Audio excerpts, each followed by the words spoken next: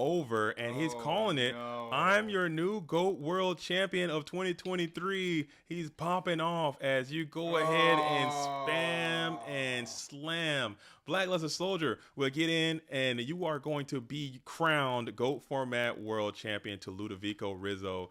Round of applause all around. This is easy. What is up, GOAT World? It is me, your boy JDZ, and I'm back at you again with another GOAT Format video. The GOAT Format World Championship has concluded. It was a stellar, fantastic event. The first thing I want to say is a huge congratulations to your new and reigning GOAT Format World Champion, Ludovico Rizzo. He took that tournament out in expeditious fashion, and now he is crowned champion playing the Chaos Turbo strategy. And boy, oh boy, what a tournament it was. So I just want to take a little bit of time to talk about that event. I'm not going to go through all the decks and all the this and all that, not like a spice report kind of thing, but just kind of talk about that event and talk about some of the things that I took away from that event and what that may mean for the GOAT format going forward into 2024. So with that, go ahead and like this video, subscribe to the channel as we are on our way to 9,000 GOAT format dueling subscribers. So first, again, huge shout out to Ludovico Rizzo for taking this thing down, and also Shifty for securing his invitation to the next year's GOAT Format World Championship playing the Earth strategy.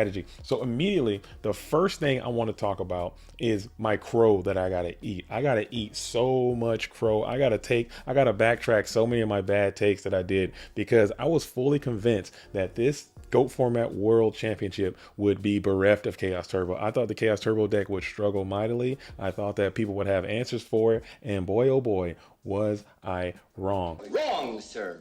Wrong. In the top 32 of this tournament, there were in fact 21 Chaos Turbo decks.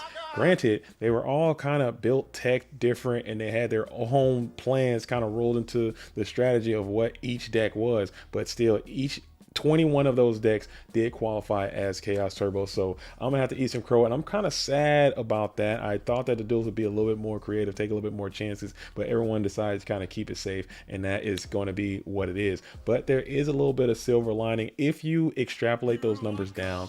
If you take the top 32 and then bring it down to the top 16, you'll see that Chaos Turbo still overperformed. It did very well. If you look at all the decks that entered, there were so many Chaos Turbo decks, and the conversion was obviously going to be extremely high. But if you bring it down to the top 16, you go to only 9. You get 9 Chaos Turbo decks. So all those other decks that were lower represented in that top portion all seem to kind of find their way into the upper half of this tournament. So granted, I'm still coping and seething, but the Chaos Turbo strategy is here, and it's going to be absolutely here to stay, and it's going to continue to persist into the next GOAT format dueling season. But it's going to be, it is what it is. Another thing that kind of jumped off the table at me when I was looking at these decks and looking at the card choices that were made is the GOAT format Yu-Gi-Oh card Spirit Reaper. That card might be the tech of this tournament, as the duelists who elected to use the card Spirit Reaper in their main deck tended to do a little bit better than the duelists that elected not to. So I thought that was extremely interesting, and as I began to think about it, I mean, maybe Spirit Reaper is a card that can do more for this format, or do more for you than you possibly know, is because it's great against mind control. It can get pluses, it can defend yourself, and I think a lot of duelists were using the warrior decks for using it, the turbo decks for using it. In fact, there were 10 duelists that used the card Spirit Reaper, and there were 14 copies of Spirit Reaper in the top 32 of this tournament. So I thought that was pretty incredible. Another thing that I noticed looking at these decks is that the Chaos Turbo decks that were there, and there were a lot, the Chaos Turbo decks that were prevalent and present, the ones that were kind of generally preed for the mirror, didn't perform as well as you would think they would. Typically the decks that had a ton of trap dust shoots and wing blasts and mind controls main deck, a lot of it they kind of would clash in some of the other tournaments, but in this one those decks kind of fell down, and decks that were built a little more rigid kind of went up to the top echelon, to include our reigning champion. So Ludovico Rizzo, he did have a main Minecon, he did play Wing Blast, but he wasn't on heavy solemns, he didn't have a ton of trap dust shoots, he didn't do it like that. So I thought that was also pretty interesting. Another thing that I looked at when I was looking at these lists, and again, all these lists are up on the GoFormat.com website, get over there, check those things out. So I'm not going to go through all the decks and all the lists and all that stuff. Maybe I might pull up a few that kind of jump off the page at me. So Ludovico Rizzo, I'm gonna pull this one up right quick. Again, this is the Chaos Turbo deck that won. Like I said, only one Trap Dust Shoot, only 2 Wing Blast, only 1 main deck Mind Control, keeping card destruction in. So that might have been one of those edge things, just high rolling with the card destruction, and it absolutely worked out in Ludovico Rizzo's favor. Another thing that jumped off the page at me when I was going through all these deck lists is that another copium that I'm gonna have to eat, another apology I might have to issue, is that the Chaos Control strategy is not nearly as dead as I thought it was. I was like, hey, Chaos Control is done, Chaos Control is done. But if you look at the top 32 of this tournament, there were 2 duelists who showed up with the Chaos Control strategy, and they had some success, and they made it into this top portion of this tournament. And those duelists are going to be Geist D and the duelist Sesto playing Chaos Control. And Geist D did it in a very unique and interesting way. I'm gonna pull that up right quick. So Geist D, he made it right here, and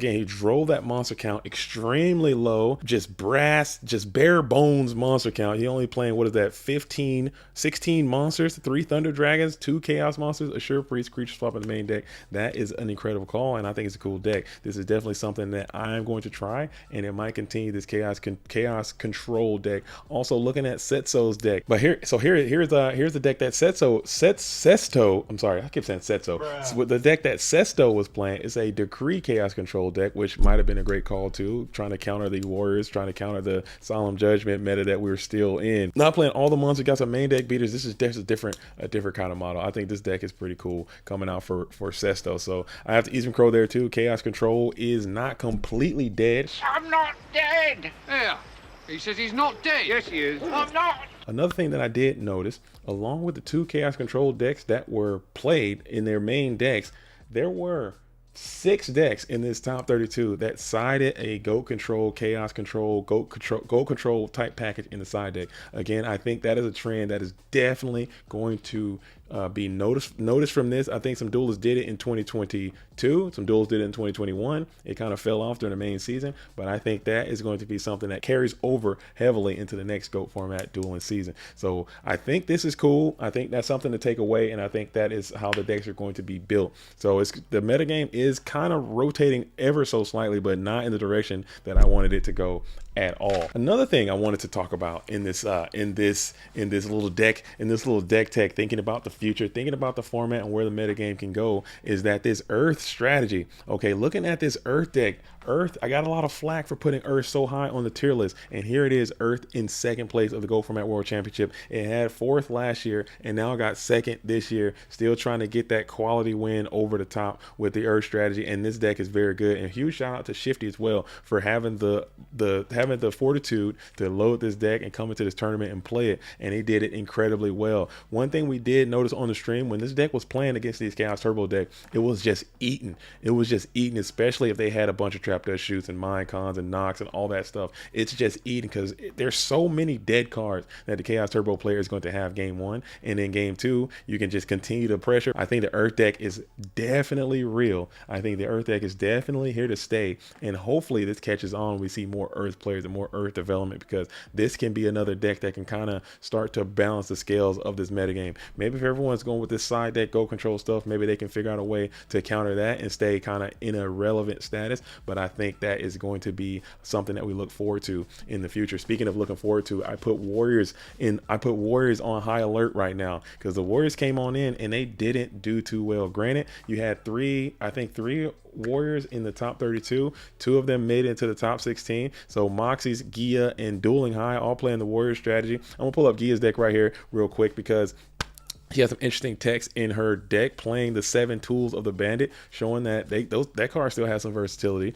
in this metagame. But still, the Warrior strategy did not perform nearly as well as I thought it would. I thought there would be far more Warrior players, and I thought they would have a far bigger representation with all these Chaos Turbo decks in the fray.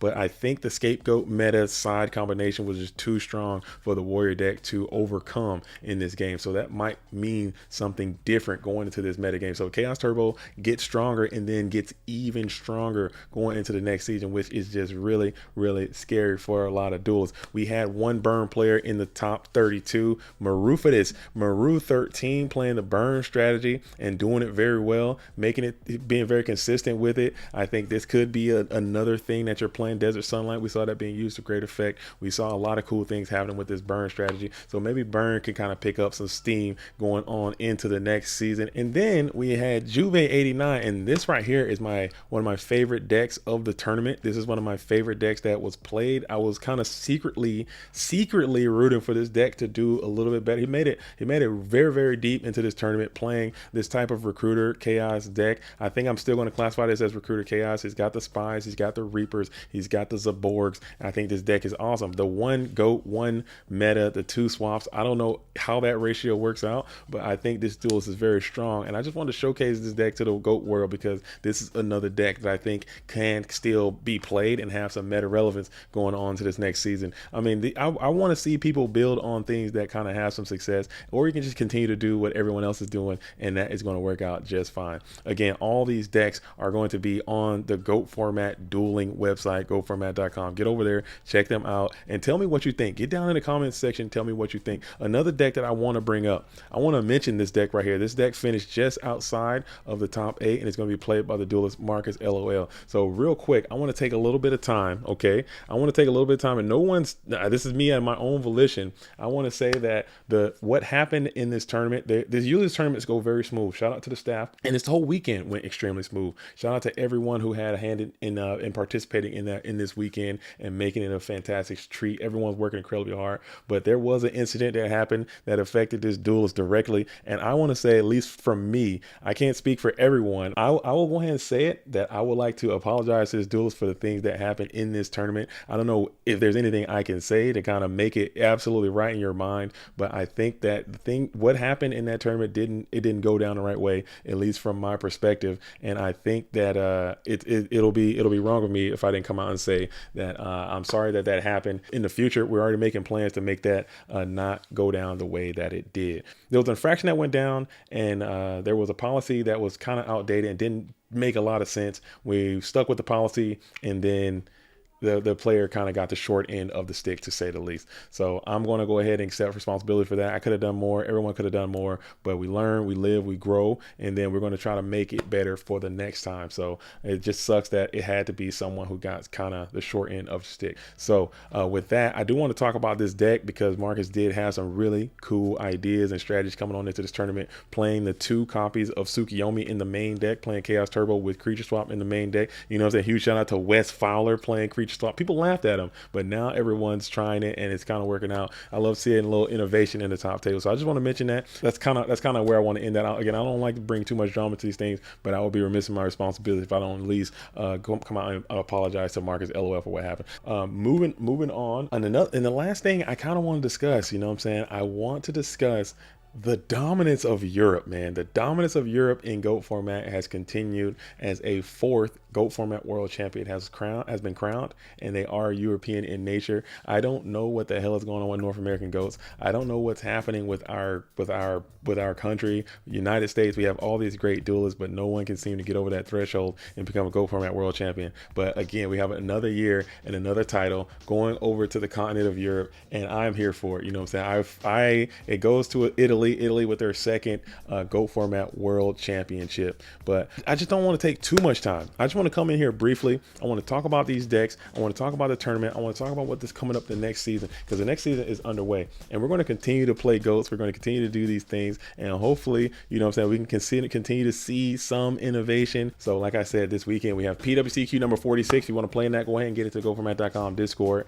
and then we can do it that way. Well, that's all I have. It's going to be it's me, your boy JDZ. I play GOAT. Shout out to the real ones. Salute to the OGs. Peace.